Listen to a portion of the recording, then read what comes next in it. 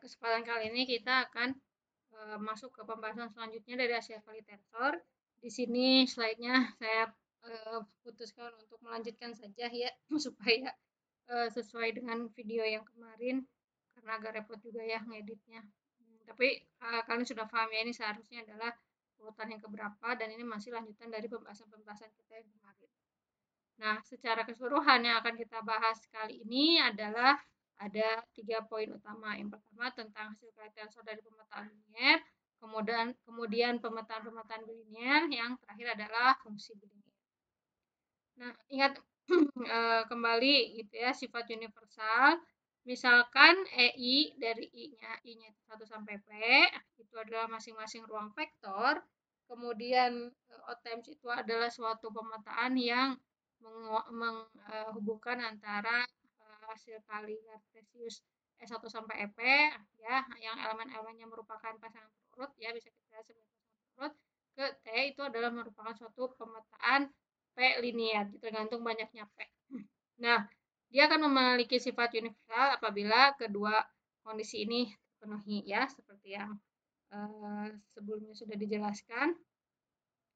Nah, kemudian perhatikan kembali definisi bahwa misalkan hasil kali tensor dari ruang EI ya, itu adalah pasangan T dengan O times, di mana O times-nya adalah yang ini ya, seperti biasa. Itu adalah pemetaan P linear dengan sifat universal. Si ruang T itu disebut dengan hasil kali tensor dari I dan ini dilambangkan dengan ini. Kemudian H, jika H adalah suatu ruang vektor, maka korespondensi yang atau hubungan antara Farvi dengan F itu bisa dinyatakan dengan diagram komutatif seperti ini, yang dia menentukan suatu isomorfisme linear antara LEIO times EPH ke LI-EPH ya.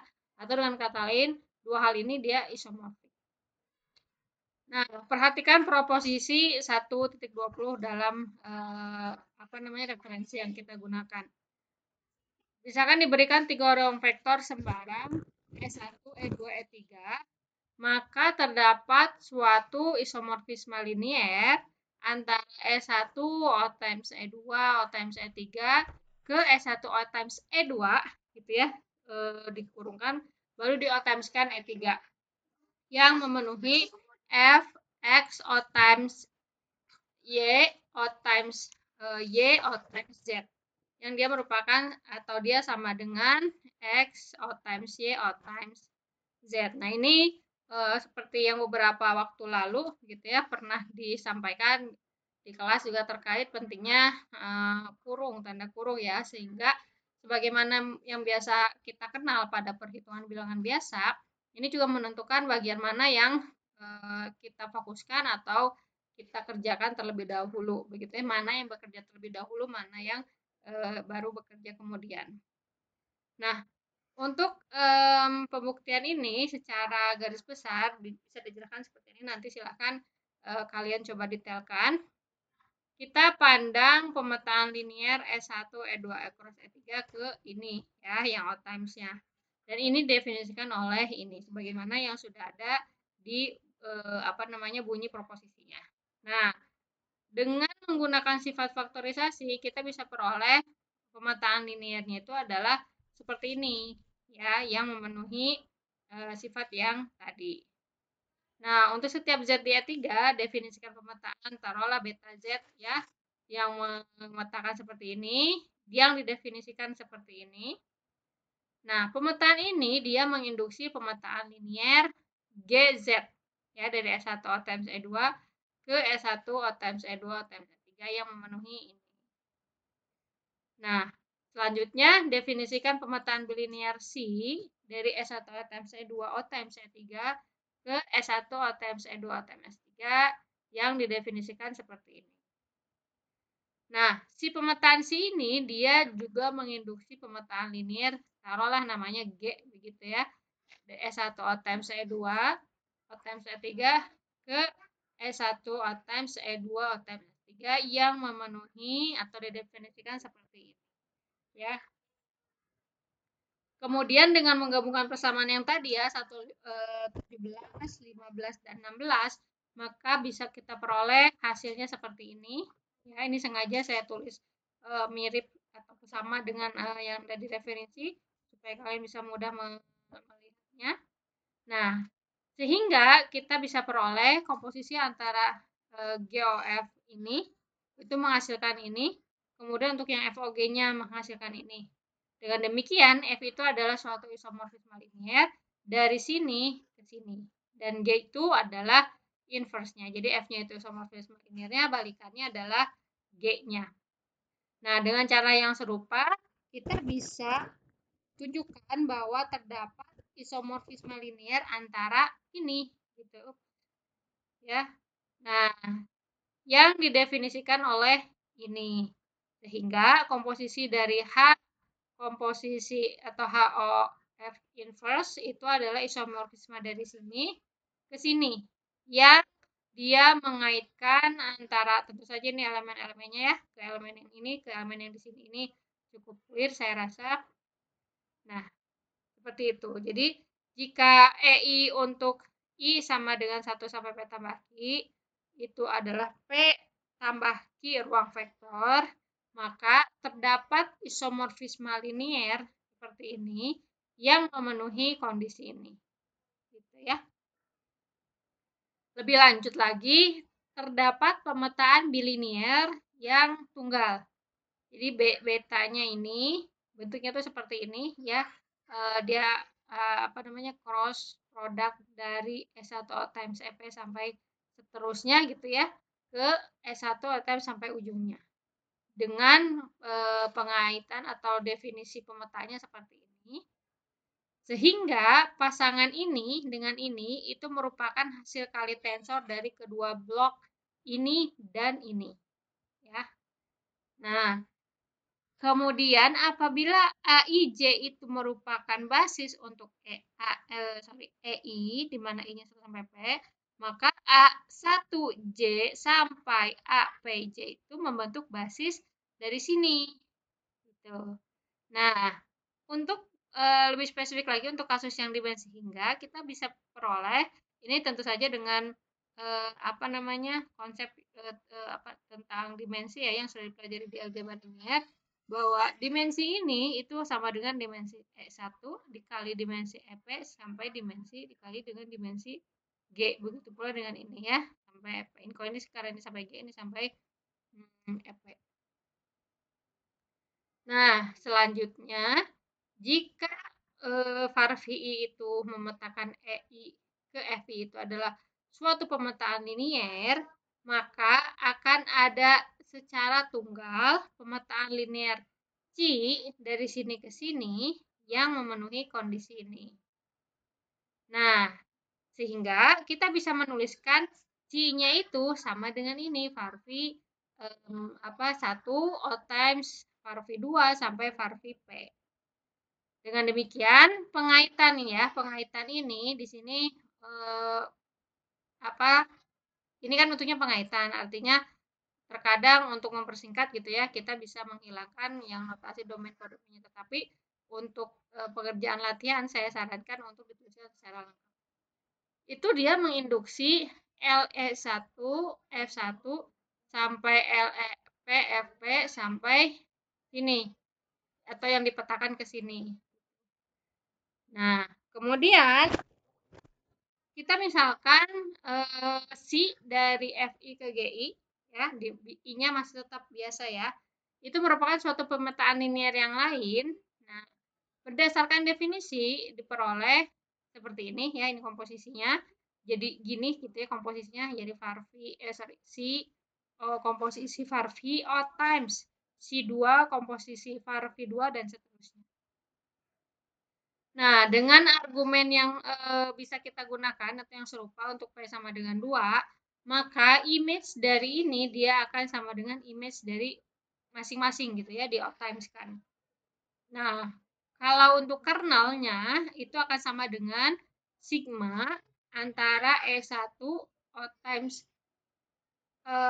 sampai ke kernel var VI gitu ya. Kemudian dilanjutkan sampai EP. Nah, Terkait dengan ruang dual dan pemetaan bilinearnya, kita pandang hal ini. Yang pertama, misalkan ada E aksen dan E double aksen, dan F aksen, F double aksen yang merupakan triple ya, 3 triple ruang vektor, maksudnya ya triple ruang vektor begitu ya. Diberikan pemetaan dan diberikan pemetaan dua pemetaan bilinier dari Farvi, maksud saya Farvi dan C dari E O times E aksen ke E double aksen, dan yang C-nya F cross O times kebiasaan cross F aksen ke F double aksen. Dengan demikian akan ada tepat satu pemetaan bilinier C ya, yang dia memetakan dari sini ke sini yang memenuhi kondisi seperti ini, kondisi 119. Karena EO times F dan E double aksen, E aksen O times F aksen itu dibangun dari hasil kali X O times Y dan E aksen O times Y aksen, maka jika C ada, akibatnya X-nya ditentukan secara tunggal oleh Farvi dan C. Nah, untuk membuktikan ada atau tidaknya begitu ya, atau eksistensinya, kita pandang pemetaan linear ini yang dia diinduksi oleh Farvi dan C. Nah, sehingga kita punya F O times J itu adalah pemetaan linear dari sini. Ya. Nah, selanjutnya isomorfisme linear yang didefinisikan seperti ini, ya. Nah, itu kita definisikan, dia mendefinisikan pemetaan bilinear C